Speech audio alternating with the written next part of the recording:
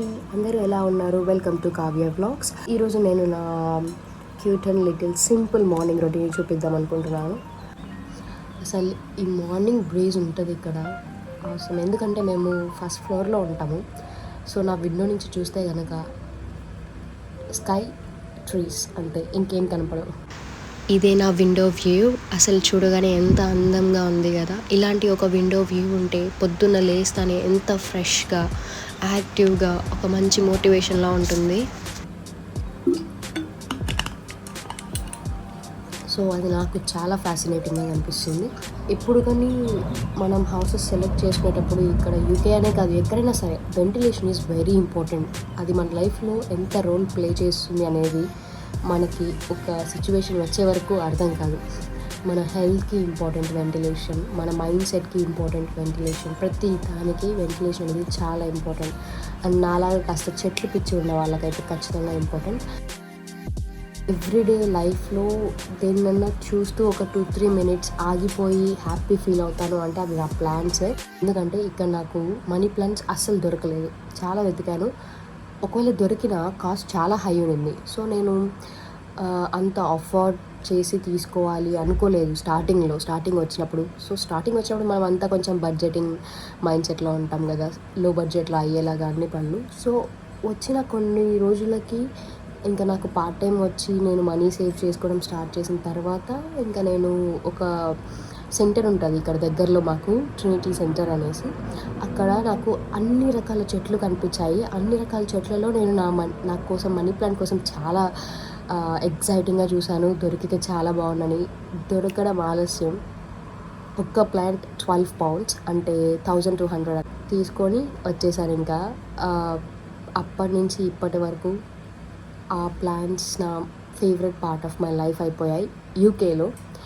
ఇది మా ఇంటిని గుర్తు చేస్తుంది. ఎందుకంటే బ్యాక్ ఇన్ ఇండియా మా ఇంటి వెనకాల ఒక చిన్ని బ్యాక్ యార్డ్ లాగా ఉంటుంది. అందులో మేము మాకు ఇష్టమైన అన్ని చెట్లని వేసుకున్నాం. పూల చెట్లని, కొన్నిసార్లు కూరగాయలు సీజన్కి తగ్గట్టు పప్పాయ ప్లాంట్ అని, గువావా ప్లాంట్ అని, చాలా ప్లాంట్స్. సో చాలా ఇదిగా చూసుకునేదాన్ని నేను ఇండియాలో ఉన్నప్పుడు. సో ఇక్కడ ఆ ఫీల్ ఇస్తుంది నాకు ఇక్కడ ఉన్న చెట్లన్నీ. సో ఈరోజు అయితే నిద్ర లేచాను. లేచిన వెంటనే కాఫీ ఆర్ టీ తాగడం అనేది మ్యాండేటరీ థింగ్ ఇక్కడ. అది అలవాటు అయిపోయింది. But it is also not good for health. Like అంటారు కదా, ఎంటీ స్టమక్తో లైక్ పొరకడుపుతో అలా కాఫీ కానీ టీలు కానీ తాగకూడదు అనేసి. సో కానీ అది ఇక్కడ అలవాటు అయిపోయింది. సో నేను ఇప్పుడు నిద్ర అయితే లేచి చాలాసేపు అయింది నిజం చెప్పాలంటే. మొబైల్ చూసుకుంటూ కూర్చున్నాను. చూసుకుంటూ ఇంకా అర్థమైంది ఇలాగే కూర్చుంటే అవ్వదని చెప్పేసి. ఫ్రెష్ అయ్యే ముందు నాకు సడన్గా నేను లైబ్రరీ నుంచి తీసుకొచ్చిన బుక్స్ గుర్తొచ్చేసాయి. నాకు జాన్లో ఒక రిటన్ ఎగ్జామ్ ఉంది. సో ఆ రిటన్ ఎగ్జామ్కి నేను చదువుకోవడం కోసం లైబ్రరీ నుంచి బుక్స్ తీసుకొచ్చాను లాస్ట్ టైం నేను కాలేజ్కి వెళ్ళినప్పుడు. సో అవైతే నేను ఇంతవరకు ఓపెన్ చేయలేదు.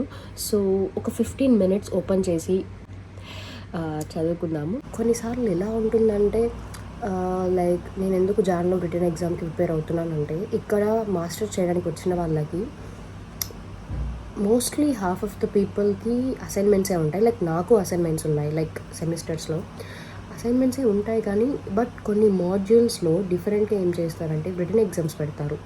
సో ఎగ్జాక్ట్ ఇండియాలో ఎలా ఉంటుందో అలాగే ఉంటుంది, అందులో వేరే ఏం డిఫరెంట్గా ఉండదు. ఒకవేళ మీకు ఇక్కడ ఎగ్జామ్స్ ఎలా ఉంటాయి, మేము ఎలా రాస్తాము అండ్ అసైన్మెంట్స్ ఎలా చేస్తాము, ఇవన్నిటి మీద కూడా వ్లాగ్ కావాలంటే మీరు కమెంట్ చేయండి.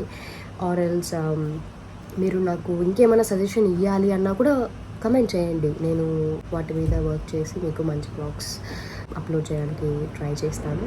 సో నేను చదువుకోవాలనుకుంటున్నది ప్రజెంట్ సోషల్ సైకాలజీని ఎందుకు చదువుతున్నానంటే, నా course masters in applied psychology. నాకు చాలా ఇంట్రెస్ట్ సైకాలజీ అంటే.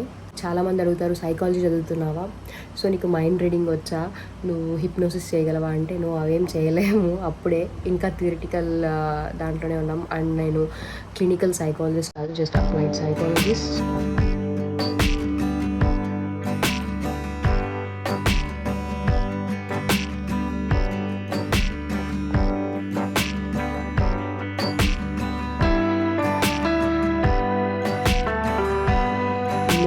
కరెక్ట్గా ఒక 15 మినిట్స్ చదువుకున్నాను, అంతకంటే ఒక్క నిమిషం కూడా ఎక్కువ చదువుకోలేదు. But it's fine.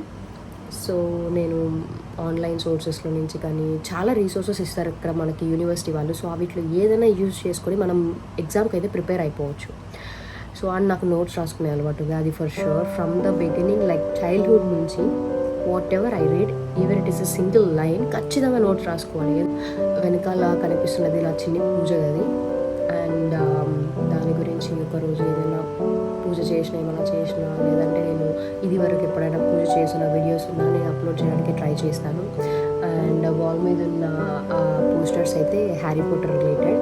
నాకు హ్యారీ పాటర్ అంటే చాలా ఇష్టం, సిరీస్ చాలా బాగా చూసేదాన్ని. మధ్య మధ్యలో ఏరోప్లేన్ సౌండ్స్ వస్తూనే ఉంటాయి ఎయిర్పోర్ట్ దగ్గర హీత్రో. వెంటనే వెళ్ళి టీ లేదా కాఫీ పెట్టుకొని తాగాలి, దానికన్నా ముందు ఫ్రెష్ అవ్వాలి. సో ఫ్రెష్ అయ్యేసి ఛాయ్ కాఫీ, మోస్ట్లీ కాఫీ పెట్టుకుందాం మంచి సెంట్. నేనేమో ఫ్రెష్ అయిపోయాను, ఇంకా మనం వెళ్ళి కాఫీ చేసేసుకుందాం. మార్నింగ్ డోస్ ఆఫ్ కాఫీకి ఇప్పటికే చాలా లేట్ అయిపోయింది. ఆ ఇండియన్ టచ్, లైక్ మన అమ్మ చేతి కాఫీ ఆ ఫీలింగ్ ఉంటుంది బ్రూ తాగేటప్పుడు. సో ఇంకా మంచిగా ఒక కాఫీ తాగేద్దాం. బయట అంత చలిగా ఉన్నా కూడా రూమ్లో హీటర్స్ ఉండడం వల్ల చాలా వెచ్చగా ఉంది. అనుకుంటున్నాను ఇప్పుడు ఎందుకు ఫుల్ థర్మల్ టైప్ వియర్ వేసుకుందాము అనేసి. నేనైతే నా కాఫీ రెడీ చేసుకొని వచ్చేసాను. సో ఇంకా మంచిగా ఈ వెదర్ని ఆస్వాదిస్తూ మంచిగా ఒక కాఫీ తాగుదాం. ఇన్ కేస్ మీరు నా నిన్నటి వ్లాగ్ ఇంకా చూడలేదు అంటే లండన్లో పుష్ప 2 వ్లాగ్ తీశాను. మూవీ లవర్స్ ఎవరైనా ఉన్నా కూడా ఆ వ్లాగ్ని చూడండి, నేను డిస్క్రిప్షన్లో లింక్ పెడతాను. బ్రేక్ఫాస్ట్కి ఏం చేయాలని చాలాసేపు ఆలోచించాను. సో దోశ బ్యాటర్ ఉండేసరికి దోశలు వేసుకొని టొమాటో కారంతో అయితే తినేద్దామని డిసైడ్ అయిపోయాను. So let's go.